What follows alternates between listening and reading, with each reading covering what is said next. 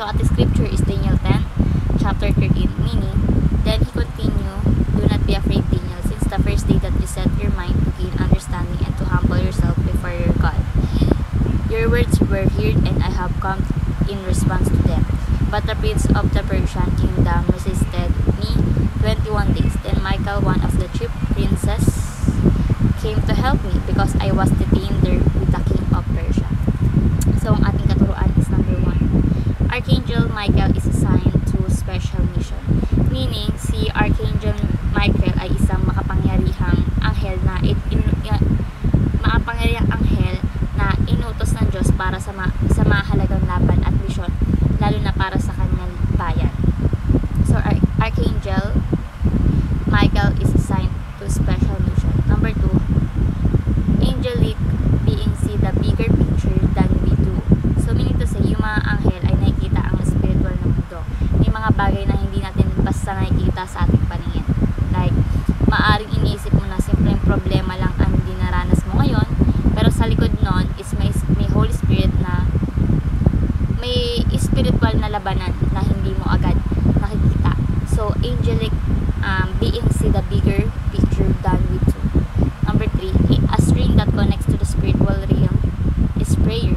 So ang panalangin or ang ating pag-pray, ang ating connection sa ating Panginoon Diyos at sa kanyang kilos sa spiritual na mundo. Kapag nag-pray tayo, hindi lang ikaw yung kumikilos, kundi ang ating Panginoon Diyos ay kumikilos na rin sa ating kalangitan para sa ating kalagayan. No?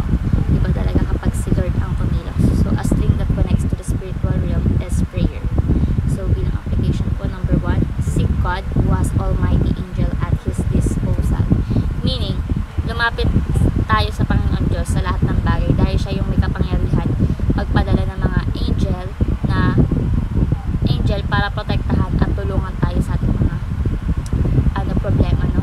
So tayo, bago tayo mag-start ng day is gawin natin is mag-pray, diba? Humingi tayo sa kanya ng protection, knowledge and wisdom, diba? So seek God who has almighty angel at His disposal. Number 2, study the Bible for what God has revealed for us. So magbasa tayo ng Bible upang maintindihan natin kung paano kumilos ang Panginoon Diyos sa pamamagitan ng kanyang mga angel at ang kanyang kapangyarihan, diba? So study the Bible for what God has revealed for us. And lastly, shatter the works of the enemy through prayer. So ang pag-pray ay isang